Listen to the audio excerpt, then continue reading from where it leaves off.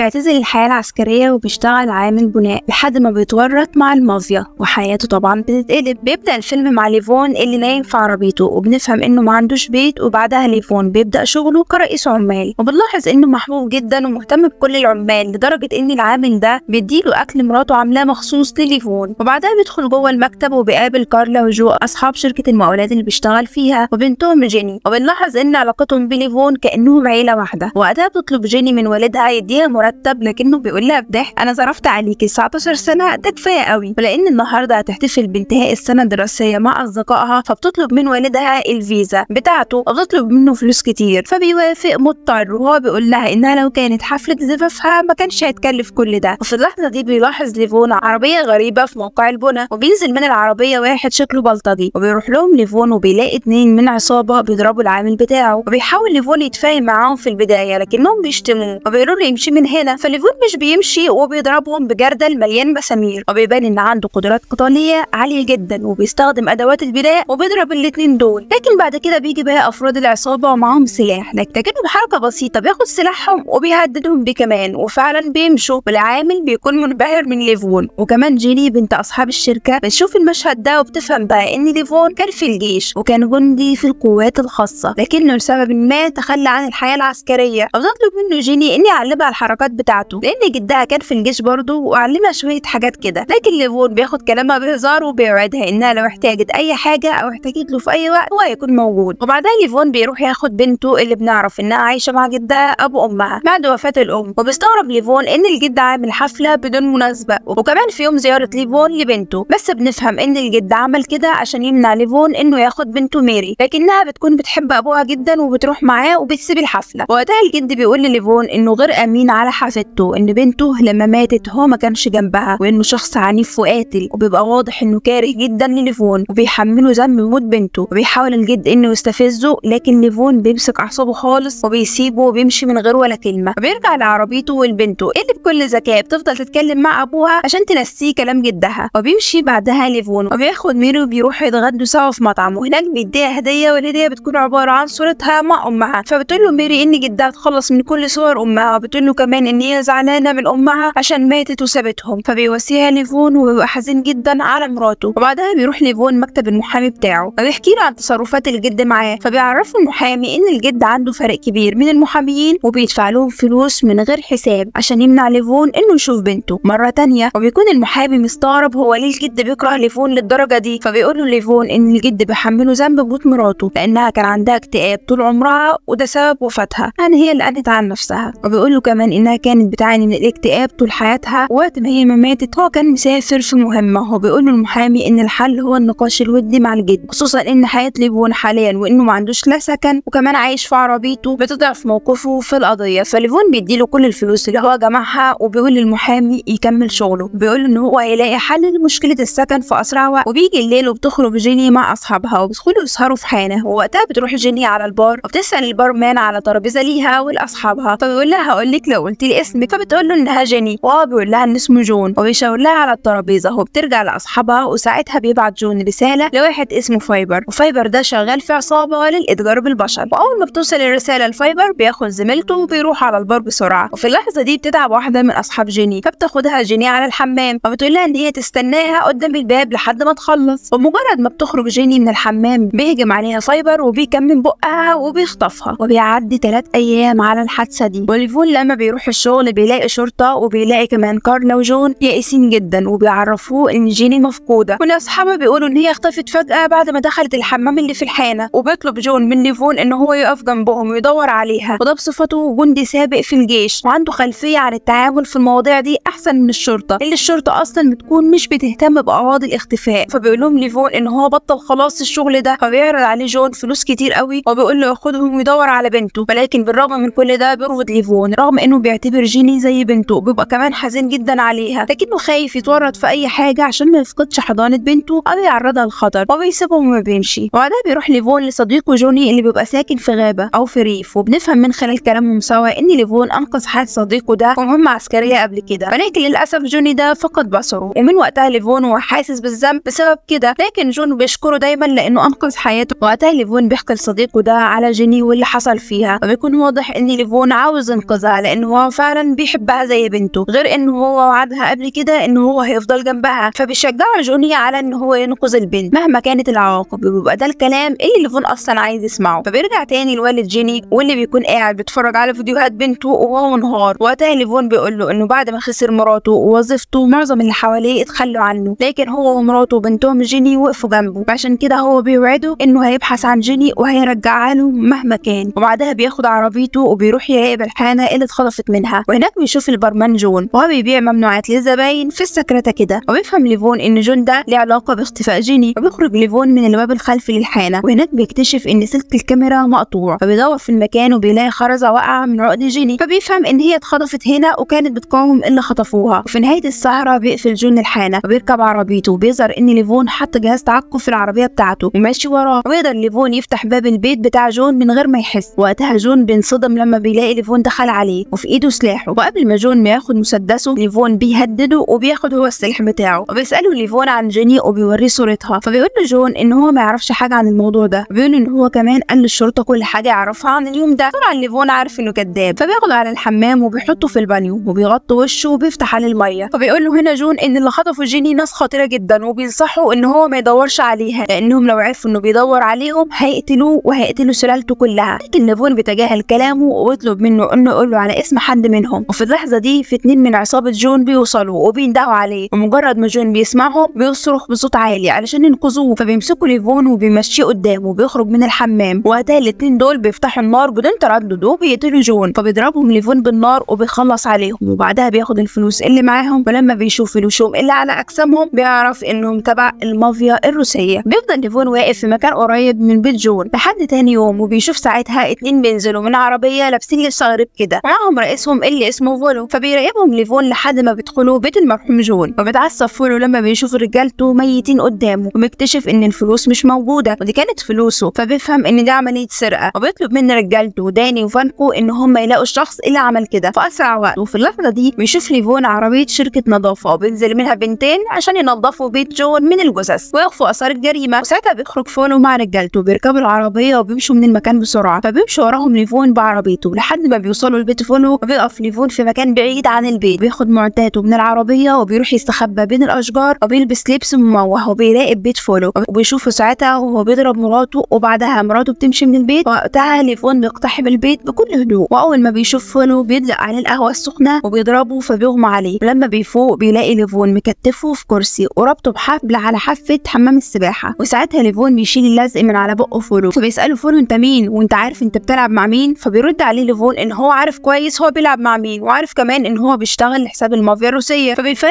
فولو ان هو غلط غلطه عمره لما قتل رجالته وسرق فلوسه، وده هيخلي حياته جحيم وكل عيلته هتموت بسببه. ولكن ليفون ما بيهتمش بكلامه وبيضربه على وشه، بيعرفه ان القلم ده عقاب عشان ضرب مراته. وبعدها بيرمي الفلوس في وشه اللي هو كان اخدها من بيت جون، وبيقول ان هو مش حرامي ولكنه بيدور على بنته مختفيه وهو وعصابته متورطين في اختفائها. ويوريه صوره جيني. بيبقى فولو فعلا مش عارف جيني ولا فاهم ايه موضوع الخطف ده. فبيعرفوا ليفون ان هي اتخطفت في الحانه اللي هما بيوزعوا فيها الممنوعات. فهنا بيتعصب فولو وبيتكلم عن شخص اسمه ديمي وبيفضل يشتم عليه بالروسيه. فبيقول له ليفون ان هو مش فاهم حاجه من اللي بيقولها، وبيطلب منه يسلمه جيني او الشخص اللي خطفها وهو هيسيبه يعيش. لكن فولو بيتعصب عليه وبيشتمه. فوقتها بيقول ليفون ان وقته انتهى وبيقطع الحبل وبيسيبه يغرق في حمام السباحه. ومجرد ما بيخرج ليفون من البيت بيطلع تليفونه وبيظهر ان هو كان بيسجل كلام فولو وبيترجمه. وقتها بيعرف ان ديمي ده هو اللي ورا اختفاء جيني. فتتوقعوا مين ديمي ده اللي فولو مات عشان ما يعترفش عليه. بالمناسبه ما تنسوش تسيبوا لي لايك واشتراك. وبنرجع للفيلم، وبعد شويه بتيجي شركه النظافه وكالعاده بتشيل جثه فولو. واحلى حاجه ان الشرطه مش بتتدخل والعيله دي بتتصرف امورها بنفسها. وبعدها بيوصل سيمون، مش دي سيمون ده اخو فولو اللي غرق. ووقتها بنعرف ان داني وفانكو بتوع اللبس الغريب ده يبقوا اولاد سيمون. وبيبقى سيمون حزين على موت اخوه. بيشوف تسجيلات الكاميرات اللي بيظهر فيها ليفون وهو بيقتل فولو. فبيكون سيمون مستغرب من جرأة ليفون، اصل مين يعني اللي هيعادي المافيا بجلاله قدرها؟ فبيكون عايز يعرف السبب اللي خلاه يقتل اخوه. بيقول ان اخوه كان راجل محترم يا راجل، وان عيبه الوحيد هو ابنه ديمي. ايوه يبقى كده عرفنا مين ديمي ده وليه فولو كان بيحميه لانه ابنه. وبيطلب من اولاده ان هم يجيبوا له ليفون. وفي الوقت ده بنشوف جيني في المكان اللي مخطوفه فيه، وبتدخل عليها واحده متخفيه وبتديلها اكل وهدوم جديده. فلما بتحاول جيني تكلمها بتطلع البنت دي مسدسها وبتهدد بيه جيني، وبتقول لها ان هي لازم تاكل وتلبس الهدوم دي من غير ولا كلمه والا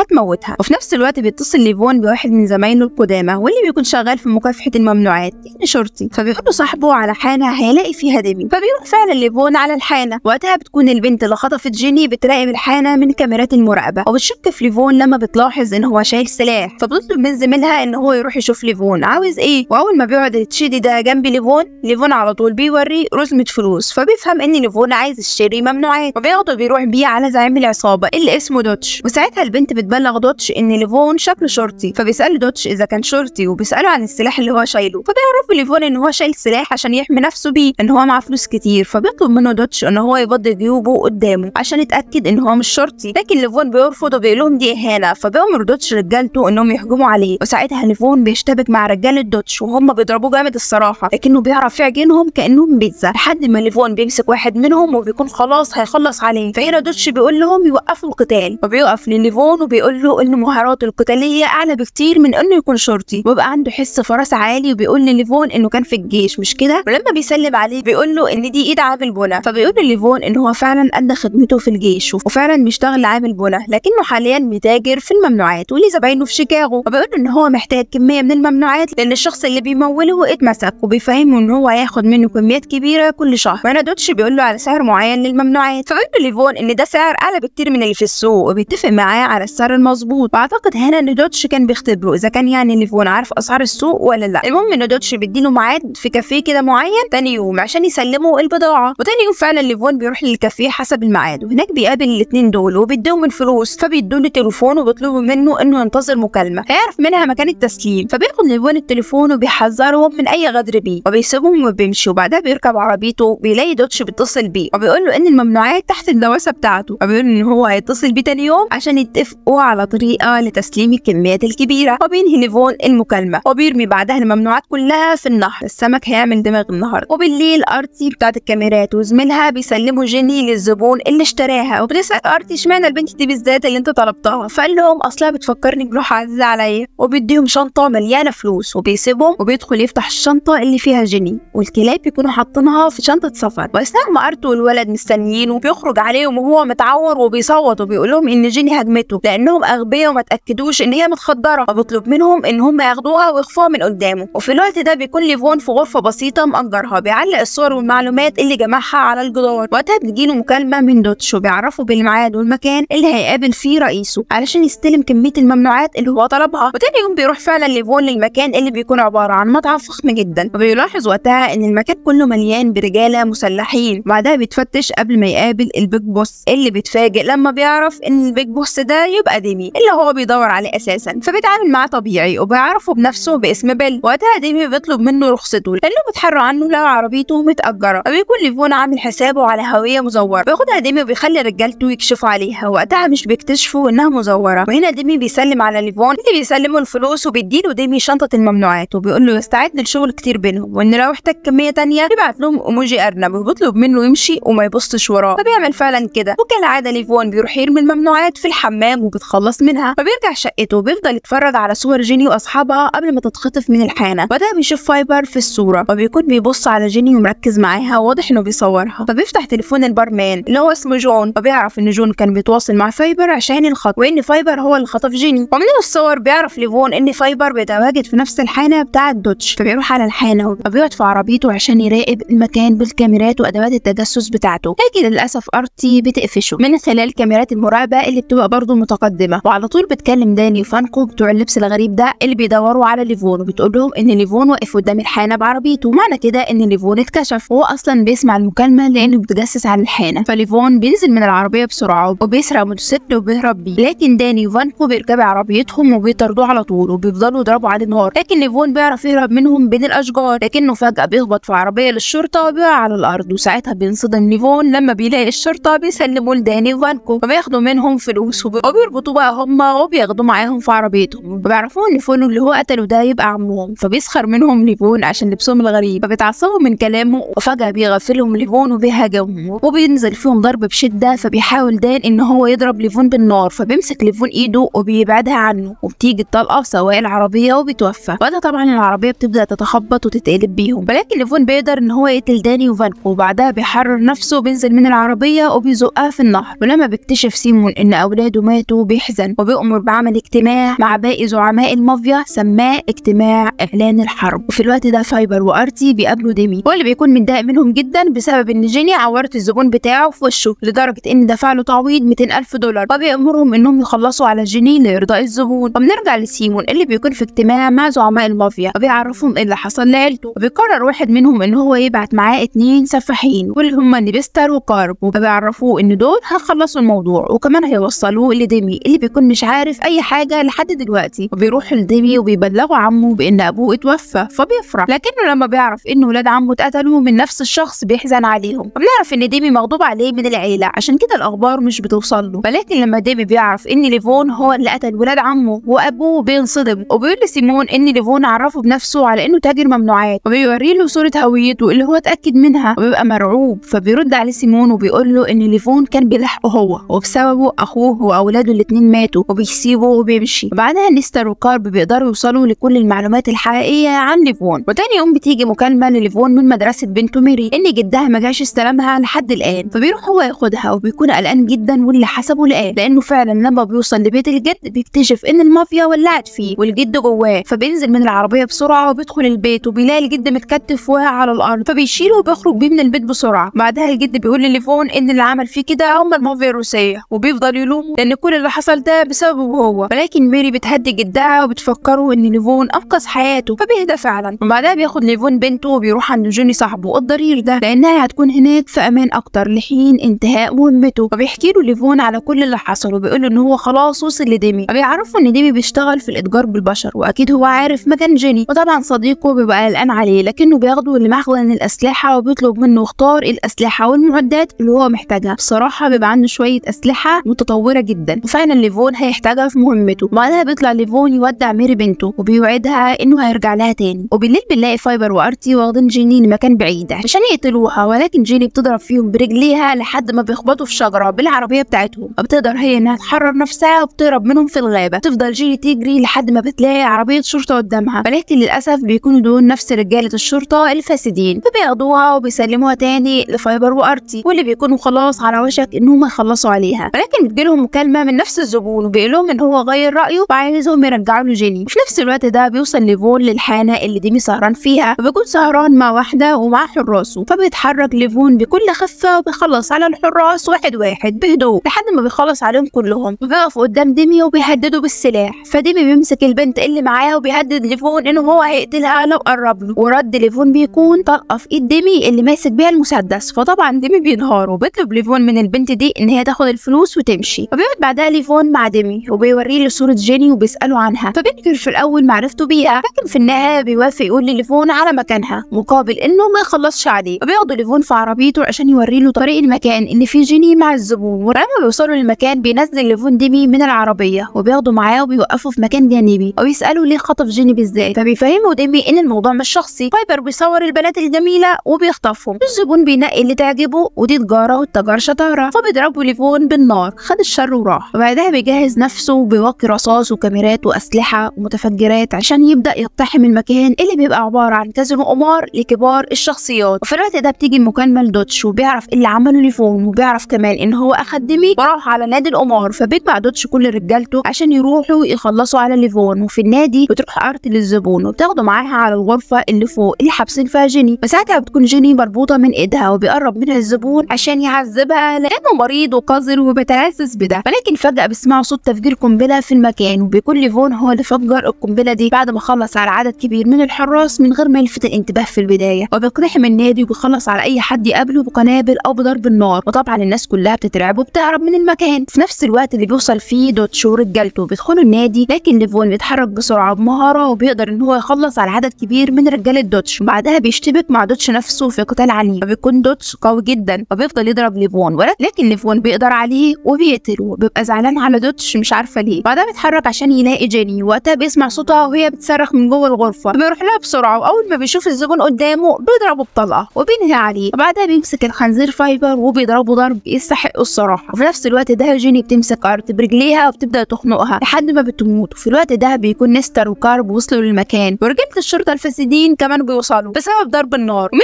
نيتهم السوداء اول ما نيستر بيشوفهم بيفتح عليهم النار من غير تفكير وبيفجر عربيتهم. وجوه النادي بيحرر ليفون جيني وبياخدها معاه عشان يخرجوا من النادي. جيني، ولكنه بيتفاجئ ان نستر وجارب وصلوا وبيفتح عليهم النار، فبيستخبى هو وجيني وبيستخدم ليفون الكاميرا اللي في سلاحه وبيصوب على جارب وبيضربه بطلقه وبينهي عليه، فبياخد قنبله بعدها وبيرميها على نستر وبيفجره وبيخلص منه. بعدها بيخرج مع جيني من النادي فبياخدها وراه على الموتوسيكل وبيمشوا، ولكن وقتها سيمون بيشوفهم وبيتصل بزعيم المافيا وبيعرفه اللي حصل، فبيرد عليه الزعيم وبيقول له ان كده مهمتهم انتهت لان ده اصلا مش شغلهم ومالهمش علاقه لا بالبنت ولا بالراجل اللي معاها. فبيقول له سيمون ان هو لازم ينتقم من موت اخوه واولاده، فبيعرفوا زعيم المافيا ان هم مالهمش علاقه بانتقامه الشخصي، وبيفكروا انه لازم يفكر في مصلحه المافيا وبس، وبيطلب منه انه ينسى الموضوع ده والا هم اللي هيخلصوا عليه لانهم في وقت حرج حاليا ومش عايزين حد يحس بيهم ولا يلفتوا الانتباه. فبيضطر سيمون انه يسكت، لكنه بيصرخ بصوت عالي من قهره على اولاده. وتاني يوم بيوصل ليفون جيني لبيتها وكلهم بيتفاجئوا بيها وبيحضنوه وبيحضنوها وبيشكروا ليفون على اللي عمله. وبعدها بيرجع ليفون لبنته وبيسلم على صاحبه جوني وبيشكره انه اخد باله من بنته وبيقعدوا ياكلوا سوا وهم سعداء. انا بصراحه مش عارفه هيجي لهم ازاي بعد ما عاد المافيا بحالها. وبس كده، انا هاجر ودي قناتي، اعملوا اشتراك ولايك ورشحونا لاصحابكم، وما تنسوش تقولوا لي رايكم في الفيلم. سلام.